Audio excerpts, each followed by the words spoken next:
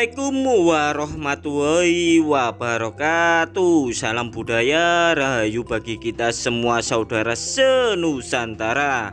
Blusukan kali ini kita menuju ke area gunung berapi yang mana terdapat sebuah kampung bebas kelon.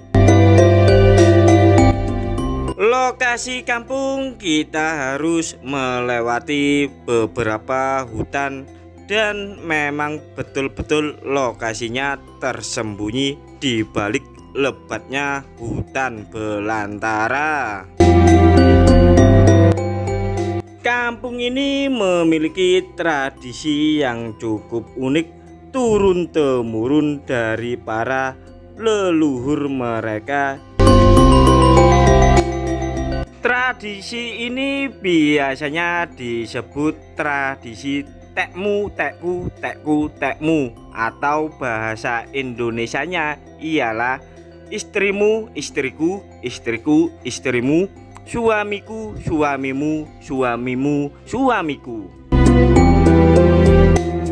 Bahkan apabila kita mengunjungi kampung ini atau kita ini seorang pendatang ataupun tamu, kita bisa dibebaskan memilih istri orang, janda ataupun perawang untuk menemani kita tidur bermalam di kampung ini. Namun seandainya kalian betah dan ingin menginap berlama-lama ataupun tinggal selama-lamanya di kampung ini, kalian dibolehkan menggauli beberapa embake-embake yang ayu kinclong moblong-moblong tanpa ikatan pernikahan. Mereka beranggapan bahwa tamu atau warga ataupun orang dari luar yang mengunjungi kampung ini dan bermalam di kampung ini dianggap seorang raja. Kalian dianggap raja dan dilayani semaunya hanya dalam tempo 2 hari saja. Namun untuk selebihnya kalian harus mencari pekerjaan yang ada di sekitaran hutan area sini. Apabila kalian tidak mau bekerja, maka bersiap-siaplah kalian akan diusir dari kampung ini. Namun bukannya enak, malah ada sesuatu hal yang mengerikan, yaitu peli ganyong kalian akan dipotong. Namun bagi kalangan embake-embake dari luar kampung ini yang mengunjungi kampung ini, kalian juga diperlakukan hal yang sama. Dan apabila kalian pergi atau nggak mau bekerja di area sini, maka kalian bersiap-siaplah harus menunggu jatah digenjot sama penduduk seluruh kampung ini.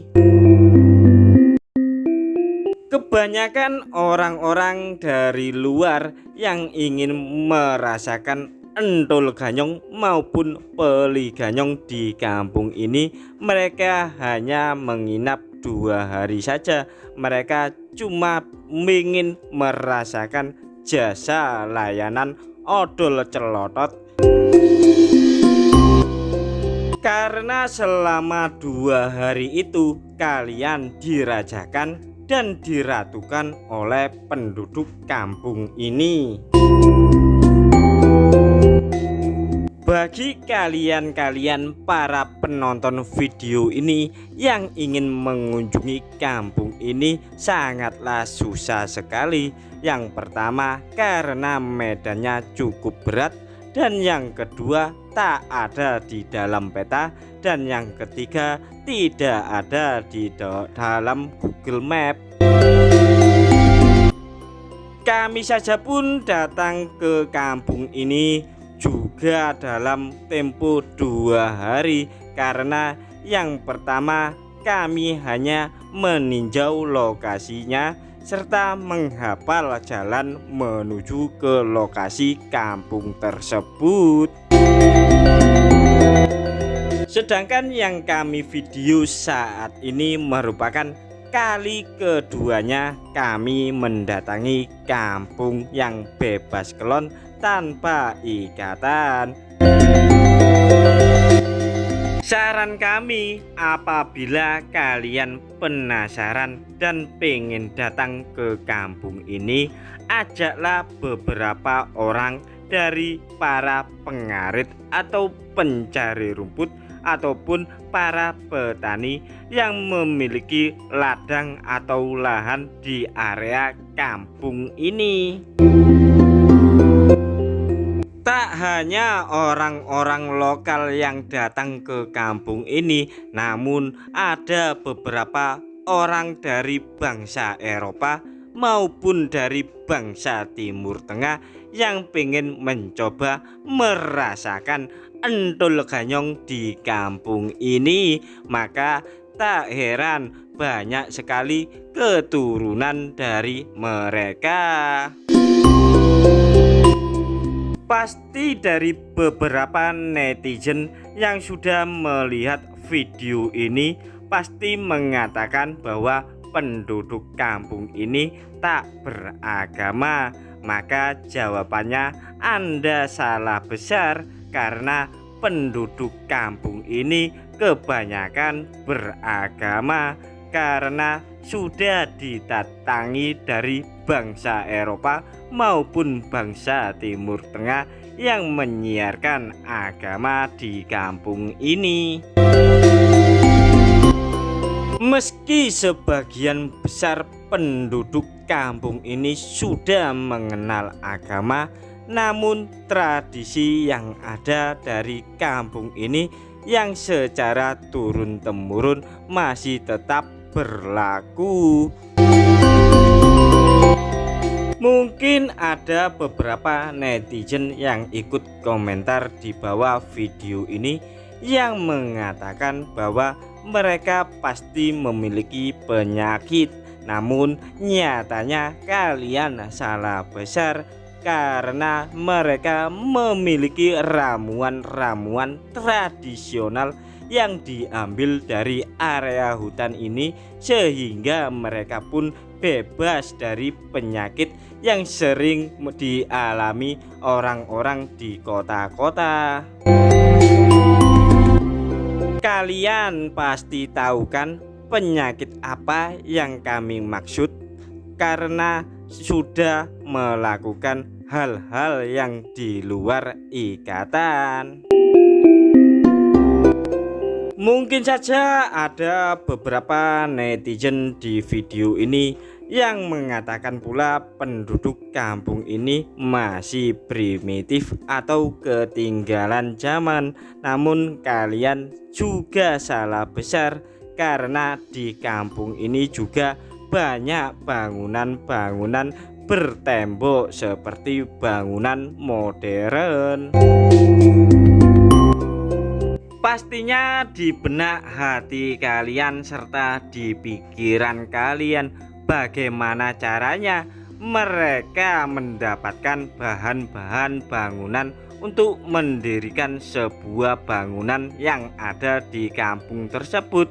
Jawabannya ialah karena di area sini banyak pasir, batu-batuan besar maupun batuan kerikil serta kayu. Jadi penduduk kampung ini hanya membutuhkan semen serta besi-besi buat kerangka bangunan serta seng sebagai atap rumah mereka.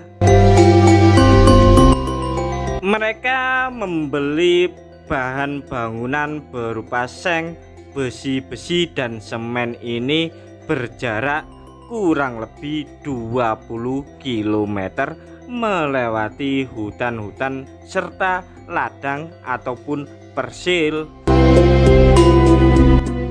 Untuk mengangkut barang-barang bahan bangunan tersebut, mereka menggunakan gerobak yang ditarik oleh kendaraan berupa sepeda motor. Namun ada pula yang menggunakan cikar atau gerobak yang ditarik sapi.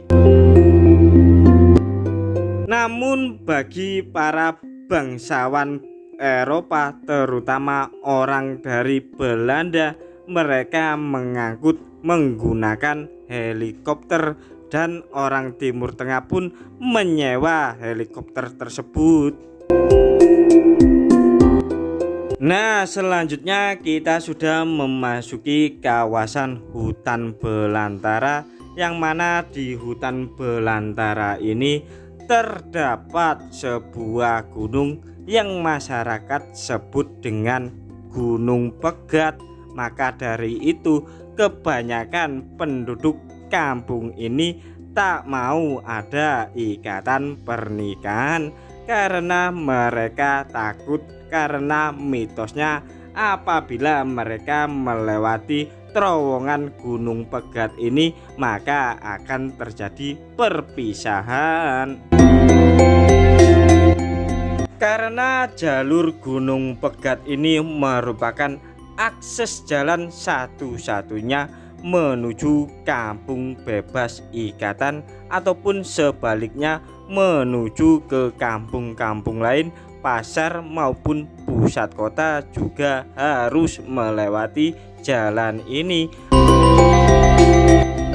Makanya tak heran penduduk kampung ini yang kalangan dari embake-embake tak mau mencari pendamping hidup dari kampung seberang karena khawatirnya terjadi perpisahan karena harus melewati Gunung Pegat, ataupun sebaliknya penduduk atau orang-orang dari kampung seberang ingin mencari pendamping hidup dari kampung ini, mereka juga khawatir.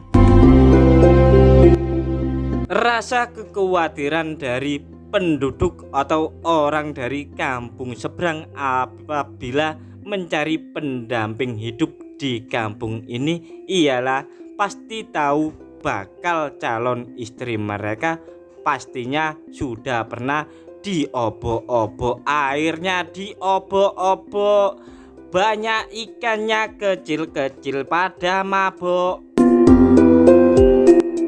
Jadi kalian paham kan maksudnya? Ya memang karena oleh sebab itu maka penduduk kampung ini lebih memilih tanpa ikatan. Bagi kalian-kalian para penonton video ini yang pengen mengunjungi kampung ini, jangan coba-coba saat hujan deras, karena apabila kalian sudah memasuki terowongan Gunung Pegat ini, maka kalian pastinya terjebak oleh lahar gunung berapi. Terowongan Gunung Pegat ini sebenarnya terbuat secara alami akibat gerusan-gerusan dari lahar dingin gunung berapi maupun lahar panas saat gunung berapi meletus, sehingga terbentuk cekungan dan dimanfaatkan penduduk kampung bebas kelon untuk menuju kampung-kampung lain ataupun pusat kota, serta dimanfaatkan oleh orang-orang dari kampung seberang guna mencari rumput bagi pakan ternak mereka, serta para bapake-bapake petani yang memiliki ladang di area sekitaran kampung bebas kelon.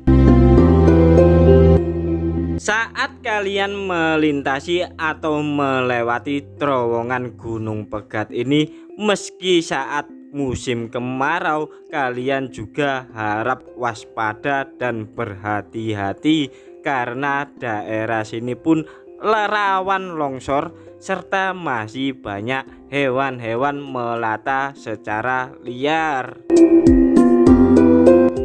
Jujur kami pun bergidik merinding, serta bulu kuduk pun berdiri dan bulu jumbut pun ikut berdiri apabila kami melintasi terowongan Gunung Pegat ini.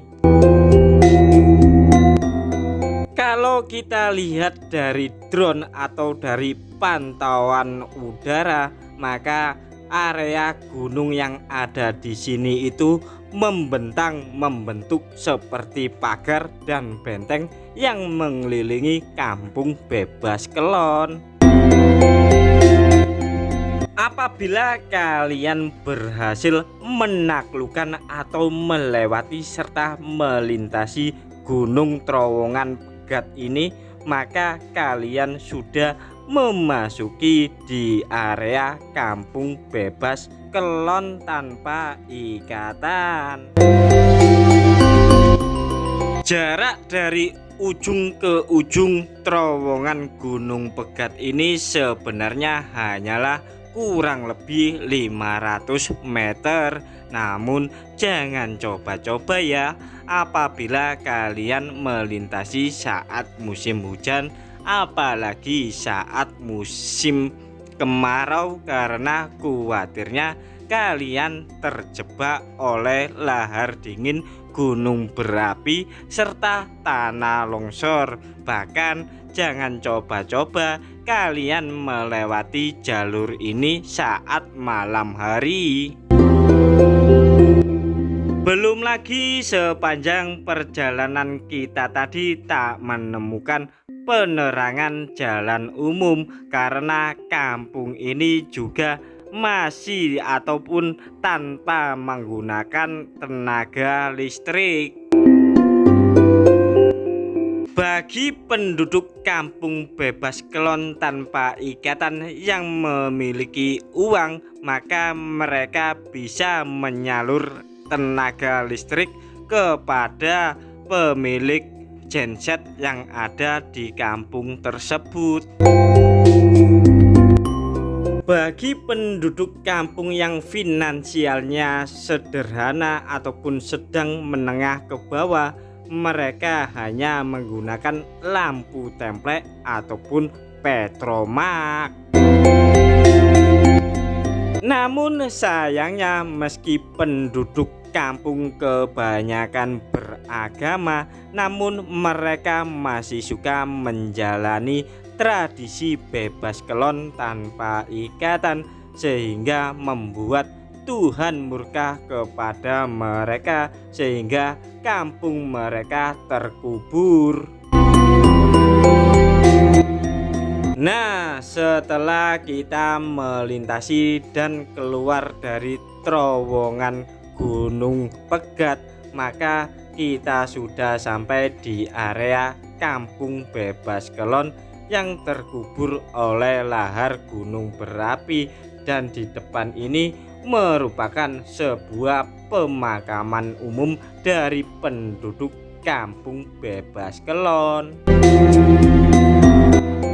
Tak ada satupun penduduk Kampung Bebas Kelon yang selamat akibat dari erupsi gunung berapi yang mengubur kampung mereka. Sehingga penduduk kampung ini banyak yang pindah alam akibat erupsi dari gunung berapi, dan banyak dari mereka yang dikuburkan di area sini. Pada saat itu tak ada tanda-tanda akan terjadinya erupsi atau gunung meletus, sehingga mereka tak sempat mengevakuasi diri untuk menyelamatkan diri mereka. Bahkan terowongan Gunung Pegat yang tadi kita lewati itu sempat tertutup dan tertimbun oleh longsor dari gunung, sehingga memang betul-betul penduduk kampung ini terjebak saat suasana gunung berapi meletus.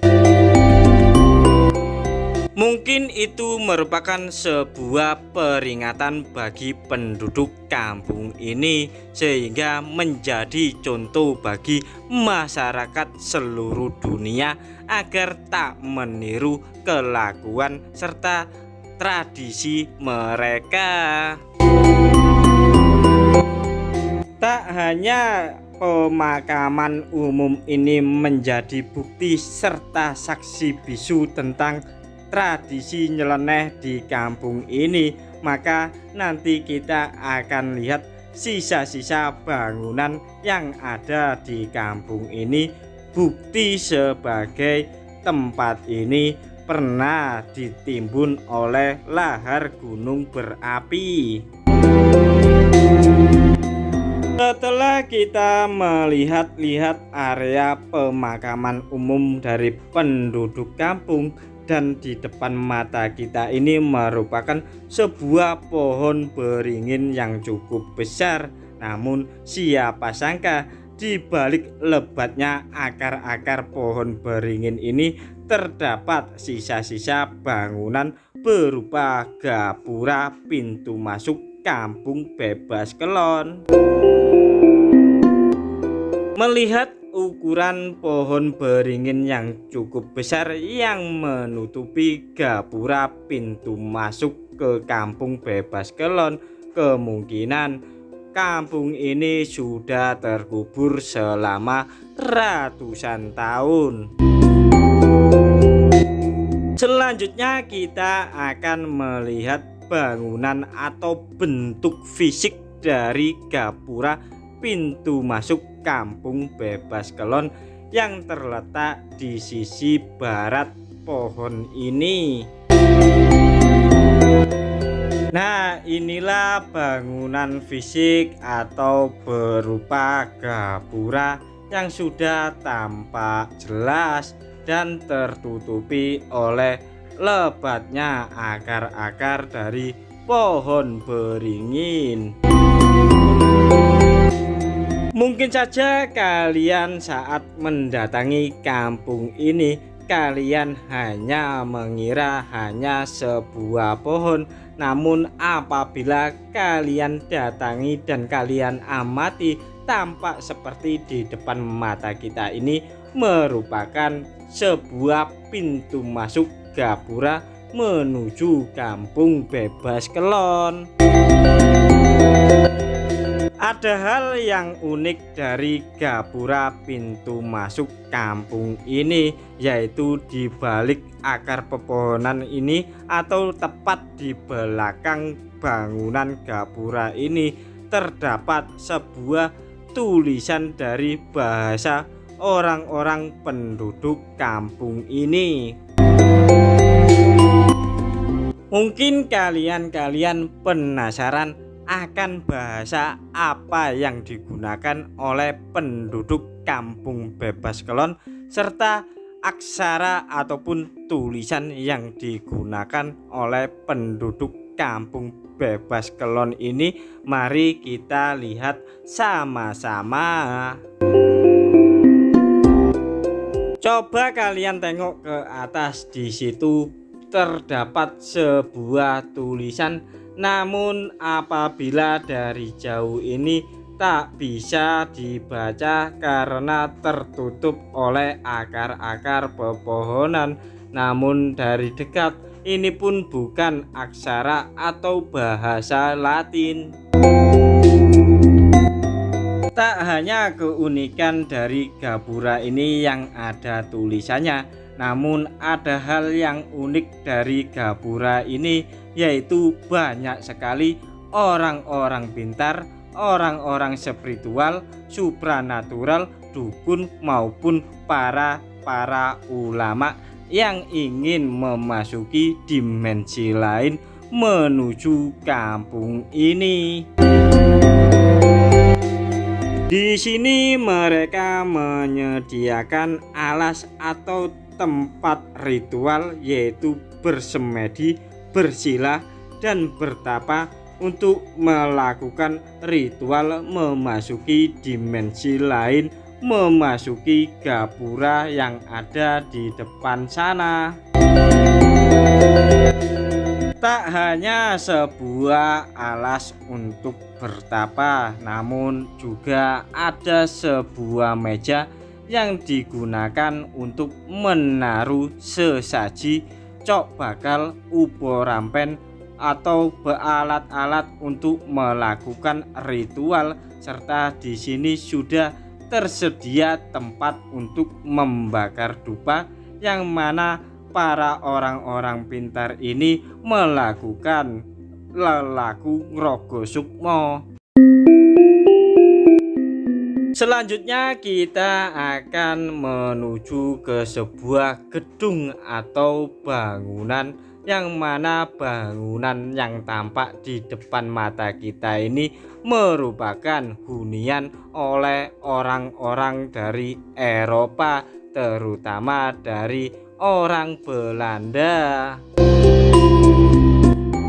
Di kampung ini yang mampu membangun rumah bergedung atau bertembok hanyalah bangsa Belanda, bangsa Timur Tengah dari Yaman, serta dari golongan priayi saja. Sedangkan penduduk kampung yang menengah ke bawah atau yang kita kenal dengan kaum Sudra, rumah mereka hanyalah bilik bambu ataupun bilik kayu. Saat kita memutar kamera 360 derajat mengelilingi area Kampung Bebas Kelon ini, memang betul-betul berada di tengah hutan, dikelilingi pepohonan serta gunung. Kami pun penasaran ingin melihat dari dekat rumah-rumah bangsawan Belanda ini, karena masih kokoh tak tertelan zaman, bahkan saat tertimbun oleh lahar gunung berapi. Cobalah kalian amati rumah bangsawan Belanda ini, hanya menyisakan temboknya saja, sedangkan atap rumah mereka ini sudah tak ada, kemungkinan sudah jebol tertimpa batuan-batuan panas yang membara dari gunung berapi. Bangunan rumah bangsa Belanda ini pun juga tertutupi oleh semak belukar yang cukup tinggi, bahkan banyak ditumbuhi pohon-pohon yang ada di dalam rumah tersebut. Mungkin para penonton video ini yang memiliki ilmu indra keenam, indra ketujuh, indra ke-10, indigo, indihome, atau indomie, coba kalian terawang rumah ini. Jika kalian sudah menerawang yang ada di dalam area bangunan rumah bangsa Belanda ini, silakan tulis komentar kalian di bawah video ini, apa saja yang kalian lihat. Menurut informasi yang kami dapat, yang narasumbernya tak mau menyebutkan namanya, dari area rumah ini juga terdapat sebuah makam dari orang-orang Belanda yang tepat berada di belakang rumah ini.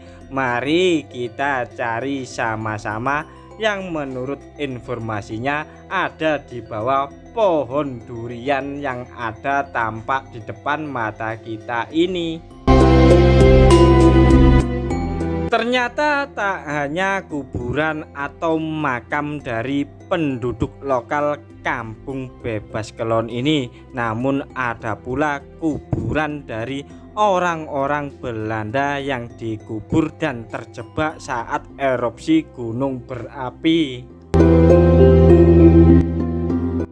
Tepat di hadapan kita ini adalah makam dari sepasang orang-orang bangsa Belanda saat terjebak erupsi gunung berapi.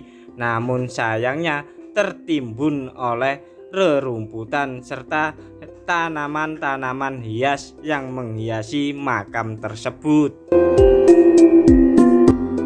Tak hanya di situ tadi, tepat di depan kita di area pepohonan yang agak rimbun itu juga terdapat makam dari bangsa Belanda.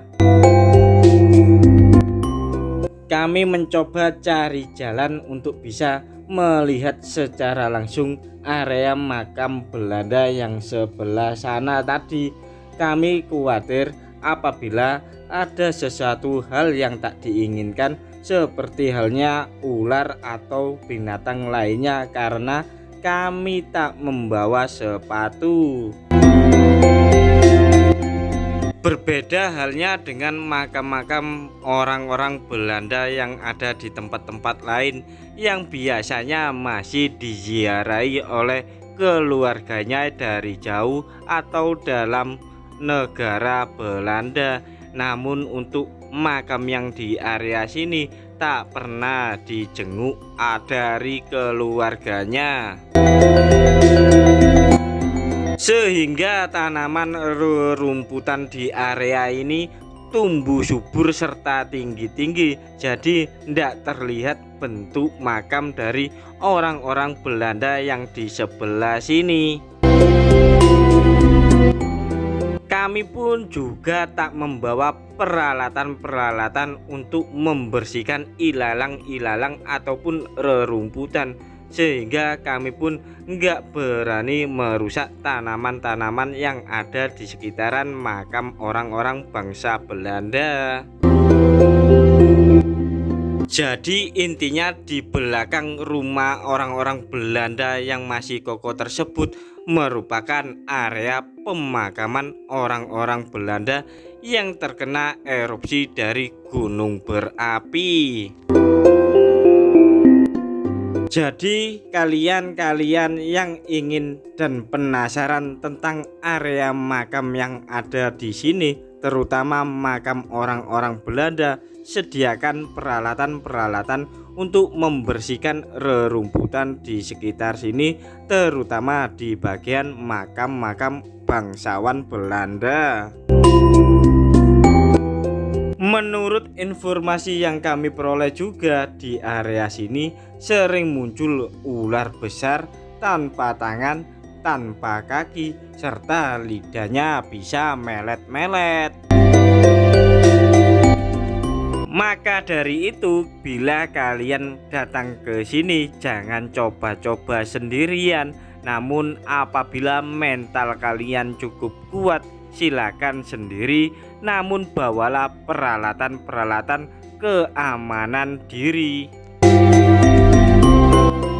Maka dari itu kami pun mempercepat untuk lebih menjauh ke area pemakaman orang-orang Belanda ini yang konon katanya dijaga ular besar.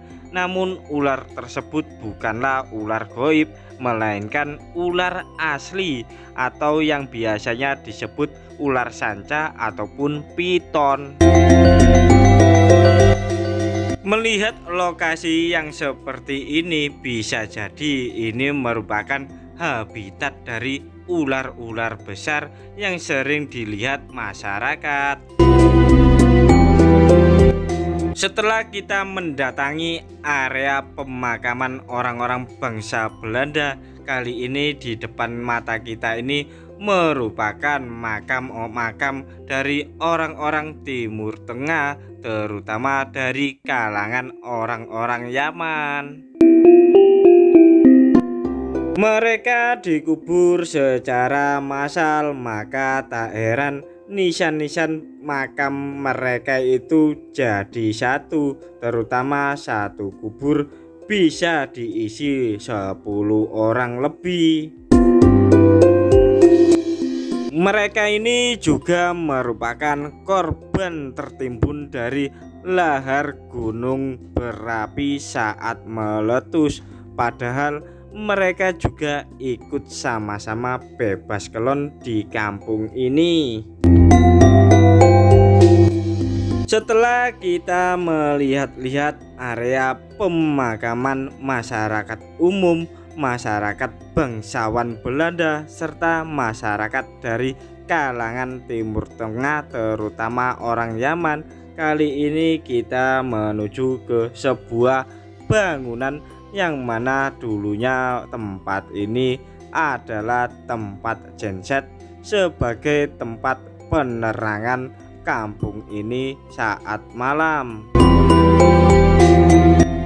Tak hanya untuk menyuplai kebutuhan listrik bagi kaum orang-orang kaya di kampung bebas kelon ini, namun gedung tersebut juga digunakan sebagai tempat PDAM sumber air bersih bagi masyarakat kampung ini. Sekali lagi, fasilitas dan sarana kebutuhan listrik serta air bersih di kampung ini hanya digunakan atau diperlukan oleh orang-orang yang kaya dari kalangan priai, bangsawan maupun para penyiar agama.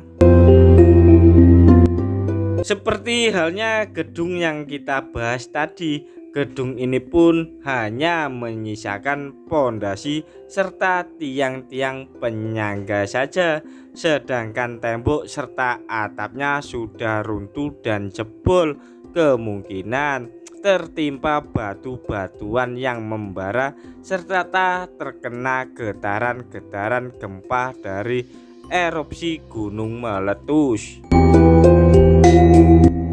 Selanjutnya kita memasuki area bagian atas dari gedung tempat penyuplai listrik serta PDAM kebutuhan air bersih bagi masyarakat kaya di kampung ini.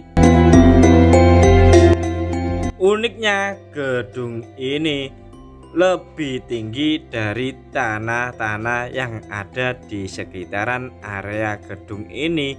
Kenapa bisa begitu? Kenapa gedung ini lebih tinggi dari tanah-tanah yang ada di sekitarnya? Silakan kalian jawab menurut pendapat kalian. Ada hal yang unik yang kami temukan dari salah satu tiang ini. Ternyata di sini ada bekas balok kayu yang cukup besar dan usianya pun mungkin sudah puluhan tahun, namun masih ada, bahkan tak dimakan rayap maupun totor. Sisa-sisa reruntuhan berupa batu bata di area sini membuktikan bahwa skala getaran dari erupsi gunung meletus ini mungkin cukup besar, bisa diperkirakan antara 6 hingga 7 skala Richter. Tak hanya terkena imbas dari abu vulkanik, namun efek dari getaran yang dirasakan saat gunung berapi meletus bisa dirasakan sejauh radius 100 km lebih. Selanjutnya kita akan mendatangi sebuah gedung sarana olahraga bagi masyarakat kampung yang bebas kelon ini. Ternyata bangunannya masih kokoh, namun atapnya sudah jebol semua, sama persis seperti gedung-gedung yang lainnya. Mari kita mencoba memasuki arena dalam gedung yang tampak ini. Kemungkinan ada apa saja yang bisa kami temukan untuk membuktikan memang betul-betul kampung ini terkubur oleh lahar gunung berapi. Bahkan bagian teras atapnya pun jebol semua dan terbuat dari seng. Mungkin kebanyakan tidak kuat menahan beban dari batuan-batuan besar dari gunung api meletus serta bara batu api yang bisa melelehkan seng. Perlahan-lahan kita memasuki arena gedung olahraga ini, dan tampak di sebelah kiri kita ini ada sebuah bilik. Kemungkinan dulu dijadikan buat apa, mungkin penonton ada yang tahu. Sedangkan di bagian sini tampak pula bagian atap-atap gedung bangunan ini juga jebol.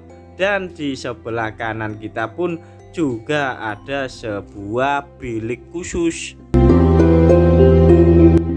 Mungkin bilik-bilik tersebut dijadikan untuk membagikan tiket serta jual beli tiket apabila masyarakat kampung ingin melihat olahraga di tempat ini. Namun ada pula tempat ini juga digunakan sebagai sarana ataupun media kesenian tradisional oleh kampung ini. Ternyata orang-orang Belanda juga melakukan kegiatan bisnis di gedung ini. Mereka menyediakan tempat sarana olahraga dan sarana kesenian tradisional guna untuk menarik penonton masyarakat di kampung ini. Selanjutnya tampak di depan mata kita ini ada sesuatu hal yang menarik, yang mana seperti ruangan khusus. Entah mungkin digunakan apa, yang pasti mungkin mungkin ini digunakan sebagai ruangan ganti atau ruangan para pelaku kesenian zaman dahulu saat sebelum melakukan pementasan. Namun di ruangan ini tampak banyak sekali rerumputan yang meninggi. Bahkan ada tanaman-tanaman liar yang tumbuh merembet di area tembok bangunan gedung ini. Melihat bangunan ini tampaknya 80% masih layak digunakan, maka perlu ada uluran dana sebesar beberapa rupiah agar bisa dipulihkan kembali serta dimanfaatkan kembali.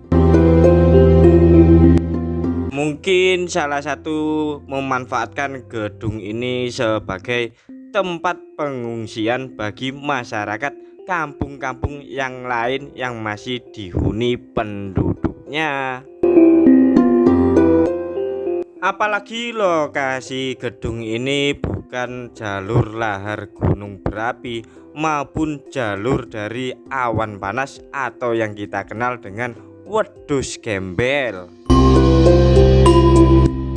Maka tak heran 80% gedung ini masih utuh. Selanjutnya kita akan mendatangi salah satu bekas rumah dinas orang-orang bangsawan Belanda di seputaran gunung berapi. Nah, tampak bangunan rumah ini hampir 98% dalam keadaan utuh. Mungkin rumah ini terlindungi dari bukit batuan yang mengelilingi kampung bebas kelon tadi ya. Jadi sangat aman.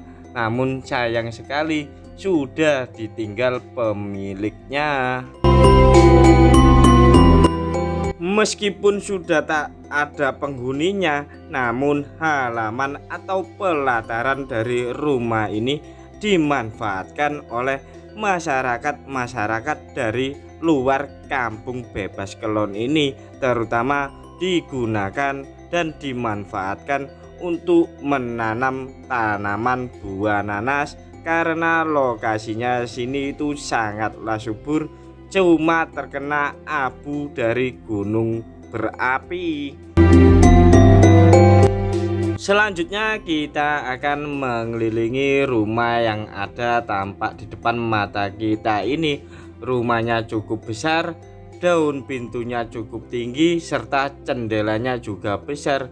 Bisa dipastikan bahwa bangunan rumah ini memang milik bangsawan Belanda. Sekilas kalau kita amati dari bangunan rumah ini, ternyata bukan terbuat dari tembok, melainkan dari papan triplek yang dimodifikasi sehingga membentuk seperti tembok. Sedangkan bahan-bahan yang untuk tembok atau dari batu-batuan, terutama batu bata, hanya digunakan sebagai pondasi rumah. Selanjutnya kita intip sebuah sumur yang konon katanya masih misteri, dan di ujung sana adalah hutan belantara. Melihat diameter sumur ini yang cukup lebar dan ketebalannya cukup tebal, maka memang dipastikan ini merupakan sumur milik orang-orang bangsawan Belanda. Mari kita tengok ke dalamnya. Ternyata cukup dalam dan curam, dan dasar sumur ini merupakan batuan-batuan dari gunung berapi.